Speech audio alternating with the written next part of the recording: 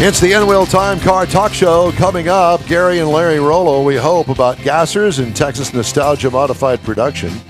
Later, we'll look at the stories making headlines this week. Howdy, along with Mike Out of This World, Mars, King Conrad DeLong. We need more, Jeff Zekin. I'm Don Armstrong. Glad you could join us today.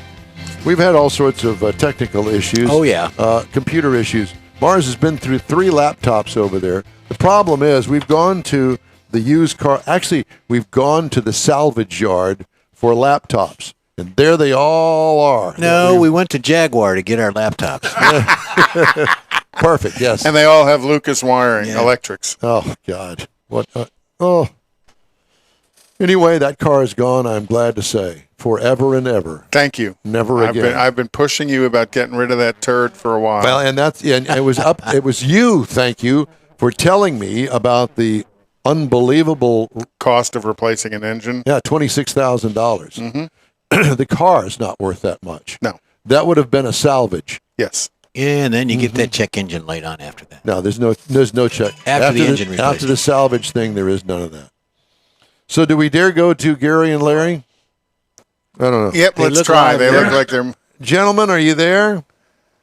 We're here. Okay, well, all I'm seeing is the top of your heads and a lot of ceiling there. I don't know what the deal. Can you lower it? There much you better, go. much There, better. much better. Y'all gonna have to speak up because we just barely hear y'all. Well, I don't know what the problem is. We hear you just fine. You need to turn up turn up that hearing aid. Maybe that'll help. There you go. Well, I don't even know if that'll help. It's on our end. We're pretty sure. Yeah. It wouldn't have anything to be going deaf after hanging around all these drag cars for so long. No, it had got nothing to do with that. Anyway. No. I don't really know what the issue is. Did that help you at all? Can you hear us better now?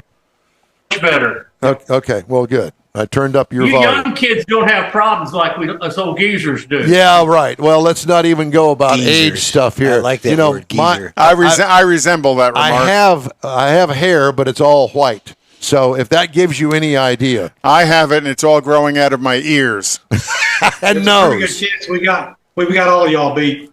No doubt. So who's in the black shirt and who's in the blue shirt? Gary's in the black. No, Gary's in the... I'm in this shirt. He's in the gray shirt. Yeah. Okay, well, you in the black shirt, you need to move in closer to him because we only have about half of your face and half of your body. I don't like him that much. Well, I know, but the camera, there we go. See, we like to see the people that we're talking. We spent millions of dollars in this video setup here, and by golly, we're going to use it. So whose Chevy 2 is in the background? This would be mine, Larry. Beautiful car. Yeah. So tell us. Say again? So for all the people that are not familiar with Texas Nostalgia Modified Production, explain to everybody what that is. Okay, what it is it's for cars that are 30 years old or older, and it has to be a clutch car. Basically no electronics. The driver has to do everything himself during the race. You can't have an automatic shifter, none of that stuff. So it's kind of old school is what it's moved back to. So we're going to change the name to Texas Old School Nostalgia Modified Production. Well, the other thing is that for those that don't know, obviously these are drag racers, and we're talking about mainly gassers, are we not? No, it's a combination of cars. You can have, anything from street roadsters to door cars is what it is. The gassers more like that. Back in the old days, they did run the gas class, but it's not the same as the gassers that are running in the different categories now. Yeah, Danny Kellum says, "Save the stick" from the Rollo brothers. Said what? Save the stick. He better watch out. We might say something about him. Well, yeah, but that's the purpose of the class of drag racing you guys do. It's all about, it's in the driver's hands. It's none of this, like we see on TV, release the button and let the automatic do all the work. You guys have to row the gears. And if I remember correctly, it's 4 speeds only. You don't even allow a 5-speed transmission. Is that correct? You can run a 5-speed. You can run a Lenco. anything that's manually shifted and uses a clutch. Okay. So it's okay to just use the clutch getting off from the line, and then from there you just leave the clutch out and just shift the gears. That's correct. You can run a clutchless style transmission. This Nova has a clutch assist 5-speed in it. The Monza that Gary drives has a Lenco in it. Which is the transmission of choice amongst all of you? I was thinking that too. I don't know that there is one. We run the Lenco in the Monza because that's where we had it in the car back in the 80s, in the early 80s. So that's why we got that in. We built the car exactly the way we had it when we owned the car back in the late 70s, early 80s. Got you. And what kind of times are you running in that car? The Monza runs 920s, about 145 to 150. The Chevy 2 runs 1050s. Actually, it's going to be faster because the more passes Larry gets in it, the quicker he's going to get. But right now it's running 1050s, about 125. And then you have a calculation of cubic inch to weight. Is that correct? It's really not. It's really not that. They ask that question, but it's not cubic inch to weight. It's basically just the small rules we have, and just bring it out and let's race is what it is. And I understand, speaking of races, you got a big event next weekend? We have a race at XRP this weekend for the Texas Nostalgia Modified Production. This weekend? This weekend. This coming, not this week, this coming weekend. After 4th. Okay. On the 8th, correct? Yes, that's correct. Okay, yeah. I was going to say this weekend is here, and okay, and you're sitting in your garage? I don't think so. What? Yeah, I don't guess they got that. But at any rate, You're starting to fade a little bit. You need to speak up, please. Well, I'm doing the best I can, and I can't feed you too much more because otherwise it's going to sound funny on our end.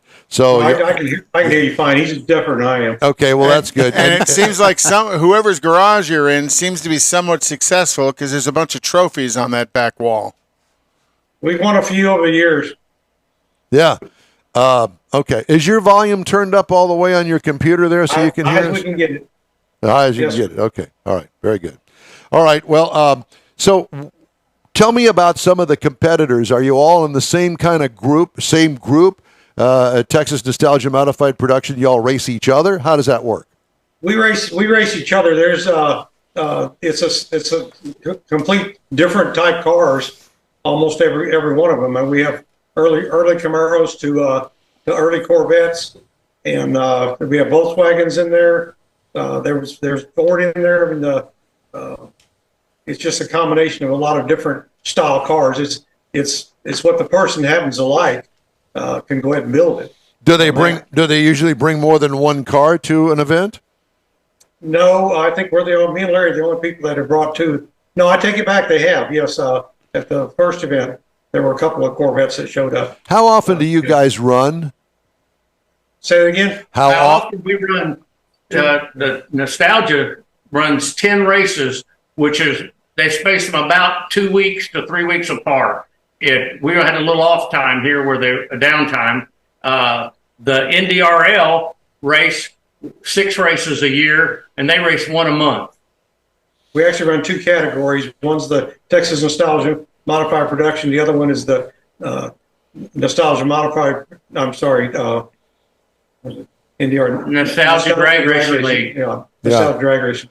And do y'all run all across the country, or y'all focus mainly around the Southwest? NDRL runs pretty much all around the country, Midwest area.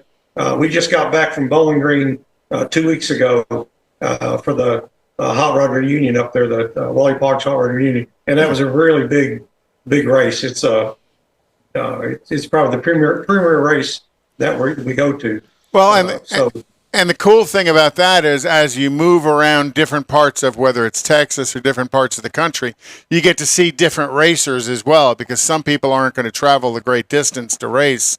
So when they get a race that's local, they may bring something out of the garage that hasn't been at the track for a while. So fun for you to see different people as opposed to the same 8 or 10 cars every time.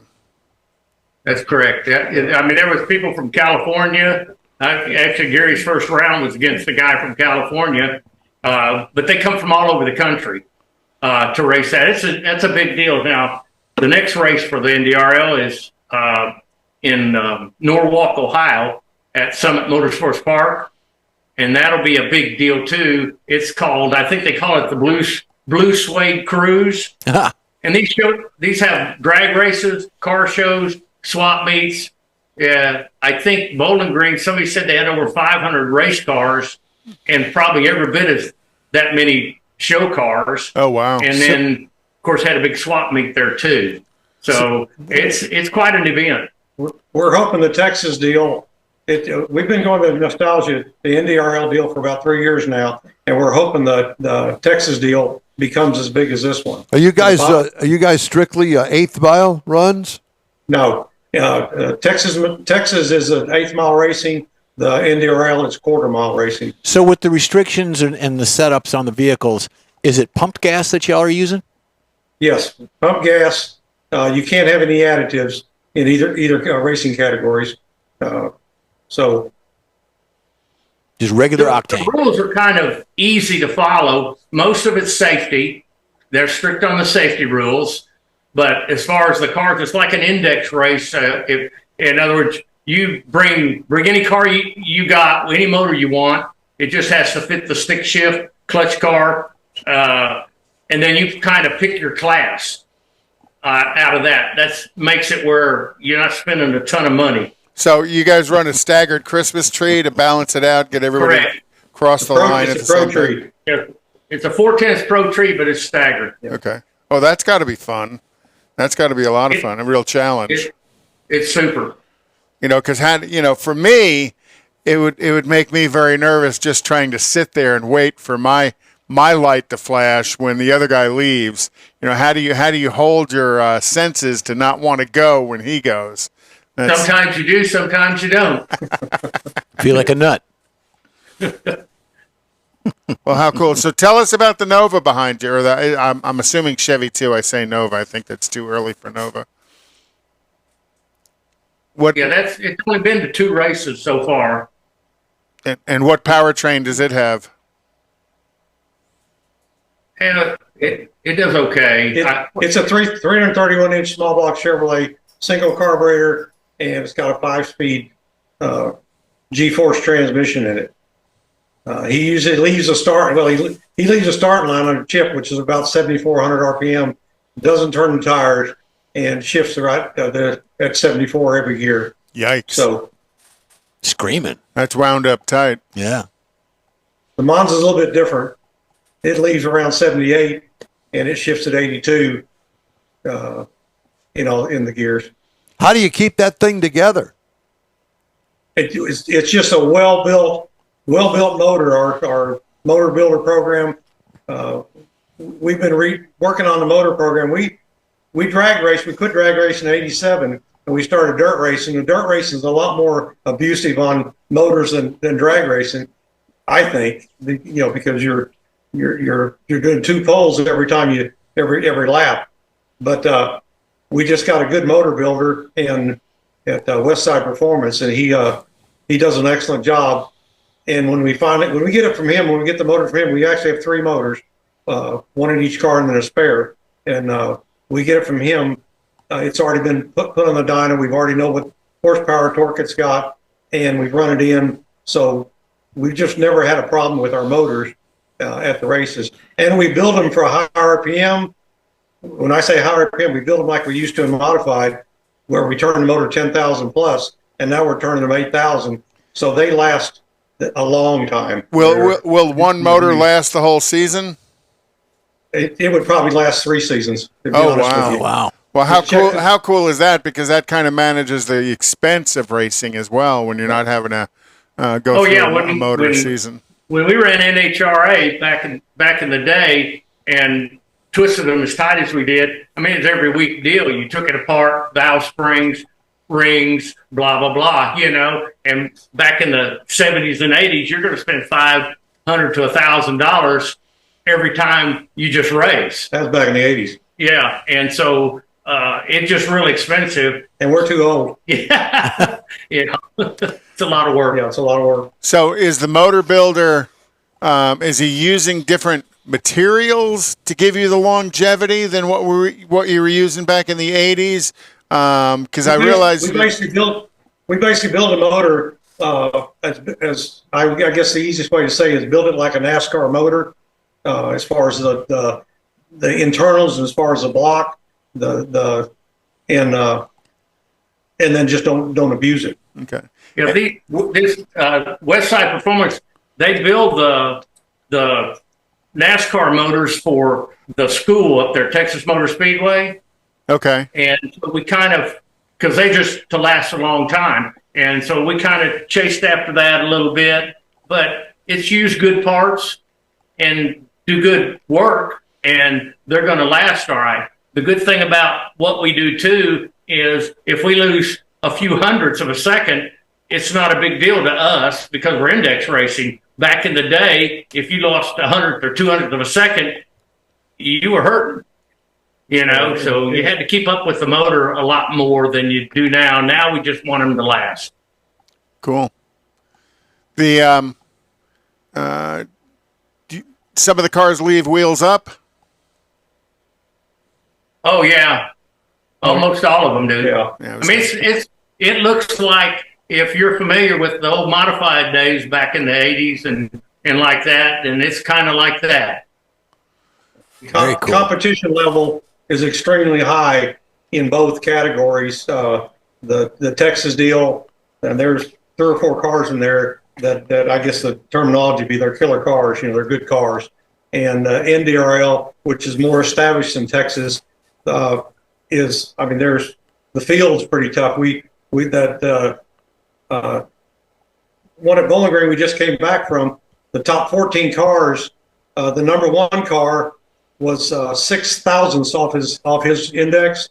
I was number 2. I was 8 thousandths off my index. The top 14 cars, the 14th car was 500ths off his index. So 14 cars were stacked in there at 500ths. Wow. So that makes the competition level fairly tight right there. And understanding what your car can do and making a competition. Do your job. The car's got to do its job, and you hope the other guy makes a small mistake.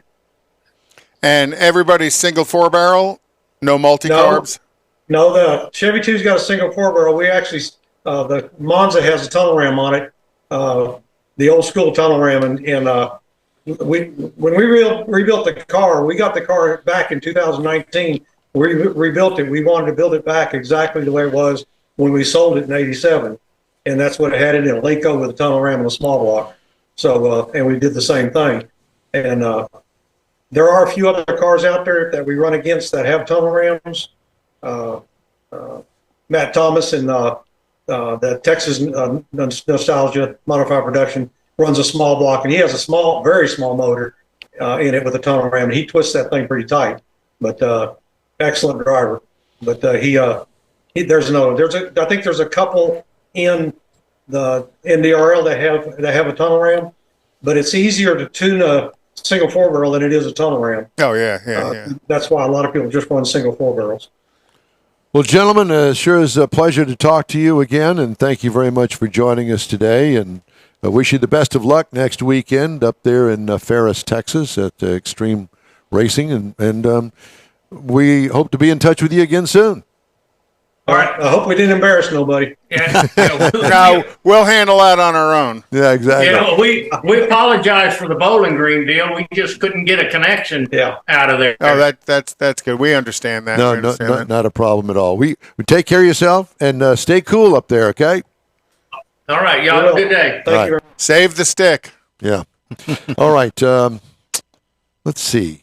What did I miss? We missed features, headlines. Well, just a moment. Let's just get Mr. Mars. Yep. Do you have time now to do? He's raising his hand. Oh, me. Okay, well, I gotta load up Michael here. Go for it, Mars. So, no, not so. Not so, buddy. A deer, a female. No, that's for this car review, we are talking about the 2024 Kia Seltos SX all-wheel drive. Now, the Kia Seltos was considered an entry-level SUV back in 2021 when it first hit the market. Comes in 5 different trim levels, starting with the LS and the X and the EX and X line, which is kind of the sporty model, and the SX, which is the top-of-the-line model, which is the one we had. Now, this is a subcompact SUV. Nobody calls them CUVs anymore. Everybody's going back to the SUV concept. And this year, it's got a revised front and rear fascias on it. Gives it a nice, sleeker look. Blends into the headlights. You know, everybody's got the swept-back headlights. And this year, the SX has a unique color called Pluton Blue.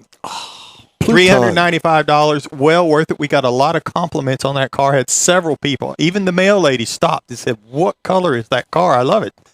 So it's a really cool looking color. Lady. That's right. The it has the this particular the SX comes with a black and chromed out grille. We had body color side molding, door handles, and side mirrors.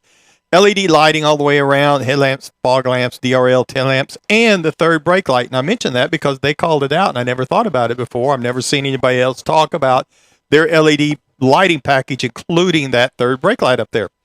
Well, what about it? Well, this one has it.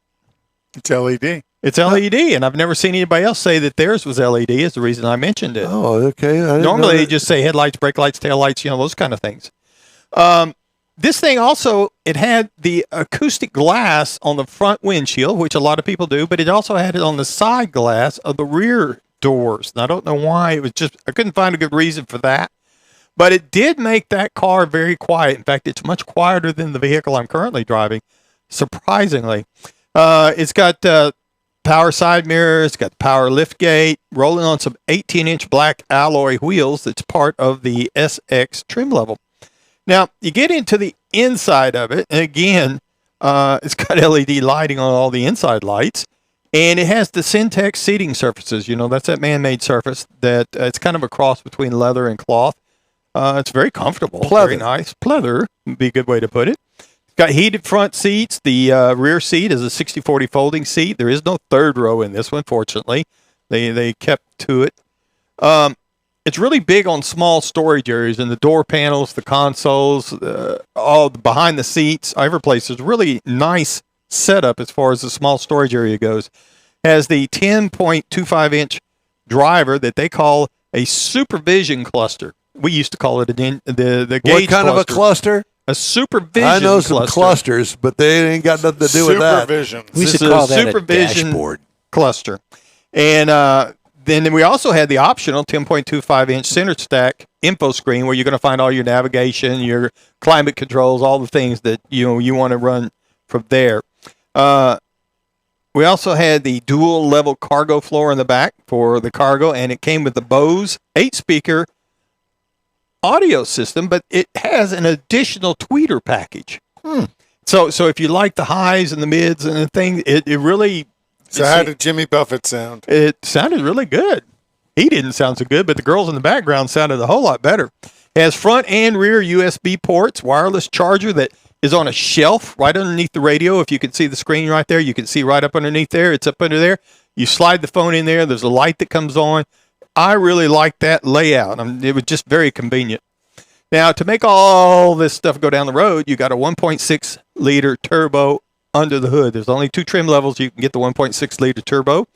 It's got 20 more horsepower than it had last year, so it's got 195 horsepower, 195 pound-feet of torque that starts coming in around 1,600 RPM. Now, the turbo you can get, it comes with an 8-speed automatic behind it instead of the CVT that you would normally get with front-wheel drive. Yeah. Now, the EPA says you should be getting around 25 on the city, highway 27, combined 26. Now, this is an all-wheel drive model. I did drive it over here last week and back. And you got 12 miles per gallon. No, but I will tell you, it only has a 13-gallon tank.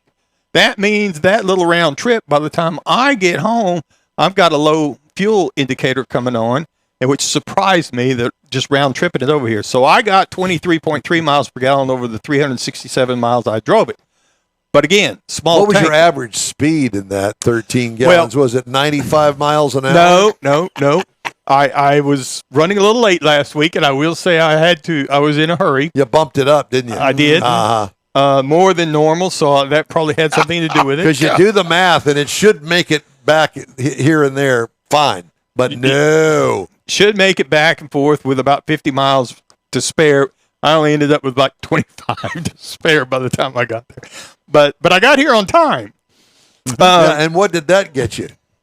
Trouble. Heartache. Apparently today.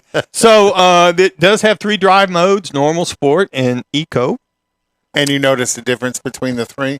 The sport, a little bit, whenever you went into that, but that was the only one. Because it knocks off the overdrive. Yeah. Now, I will say that whenever you're going to accelerate at a rapid pace real fast in a hurry, that at a low speed, it doesn't really feel like turbo lag, but it's slow to get wound up and going. But once it does, it's called turbo lag. Well, I know, but it's so gradual. It doesn't feel more of a to me like a normal. What mode did you have it in when you were doing this test? Just in the normal drive mode. But it was very easy to drive, and it was almost like it had oversteer as far as like the steering goes, and quieter than the vehicle I'm driving right now. So base trim price, base model price for the Kia Seltos, $24,390. The base trim price is $29,990. I did not have an MSRP to get a full price on it, but based on what I could find, that was pretty well loaded up, and it'd be really close to that plus destination. Comparable. Volkswagen Taos, $24,155 to start in the base. Chevy Trailblazer, $23,100 to start at the base. And a Mazda CX-30 for a 2023, I could not find a 24 pricing on it, is at $22,950. And that is my quick review of the 2024 Kia Seltos all-wheel drive. Wasn't that quick? Back to you. But speaking of quick, we're going to take a quick break right now here on the In Wheel Time Car Talk Show. We'll be back on iHeartRadio after these messages. Everyone at the Tailpipes and Tacos Cruise In at the Lupi Tortilla Tex-Mex in Katy, thank you for participating in the best cruise in around and look forward to seeing you again. You'll hear about the next cruise in date right here on In Wheel Time. Next time you're in the West Houston Energy Corridor area, be sure and stop in at the original Lupi Tortilla Tex-Mex at I-10 and Highway 6 or the Katy location on the Grand Parkway at Kingsland Boulevard. When passing through Beaumont or College Station, stop in and have Lupi's award-winning beef fajitas and frozen margaritas. There's always a celebration at Lupi Tortilla. Lupi Tortilla founder Stan Holt and his wife Sheila are winning racers on the NHRA drag racing circuit and have a collection of hot rods and classics that everyone appreciates. Look for them at the next Tailpipes and Tacos Cruise In. Hello. The date will we be have it announced soon somewhere. And will once again be held at the Lupi Tortilla Tex-Mex on 99 and Kingsland Boulevard, just south of I-10 and Katy. We'll give you all the details right here on the In Wheel Time Car Talk Show and online. Donations benefit God's Garage. We'll see you then. You own a car you love. Well, why not let Gulf Coast Auto Shield protect it? Houstonian John Gray invites you to his state-of-the-art facility to introduce you to his specialist team of auto enthusiasts. We promise you'll be impressed. Whether you're looking to massage your original paint to a like-new appearance, apply a ceramic coating, install a paint protection film, nano-ceramic window tint, or new windshield protection called ExoShield, Gulf Coast Auto Shield is where Houston's car people go. Curbed your wheels? Instead of buying new, why not have them repaired? How about a professionally installed radar detector? Gulf Coast Auto Shield does that too. Get a peek inside the shop and look at the services offered by getting online and heading to gcautoshield.com. Better yet, stop by their facility at 11275 South Sam Houston Tollway, just south of the Southwest Freeway, and get a personal tour. Gulf Coast Auto Shield is your place to go for all things exterior. Call them today, 832-930-5655 or gcautoshield.com. The award-winning In Wheel Time Car Talk Show is available on the most popular podcast channels out there in 30-minute episodes. We realize our 3-hour live show can be difficult to catch in its entirety, so now you can listen every day to a convenient, fresh 30-minute episode. Check us out on Apple Podcasts, Spotify, Google Podcasts, Amazon Music, and Audible, along with a dozen more. In Wheel Time has the most informative automotive guest interviews and new car reviews, along with popular features including Conrad's Car Clinic and This Week in Auto History, along with automotive news headlines. Our live broadcast airs every Saturday, 8 to 11 Central on InWheelTime.com, the iHeart app, and on YouTube. Be sure to say hello when we're broadcasting from the Tailpipes and Tacos Cruise In, Autorama, and the Houston Auto Show, among others. Now, it's easier than ever to hear about all things automotive all week long. You're invited to join fellow car enthusiasts in becoming part of the ever-growing In Wheel Time Car Talk family. Don't forget those 30-minute podcast episodes on your favorite podcast channel.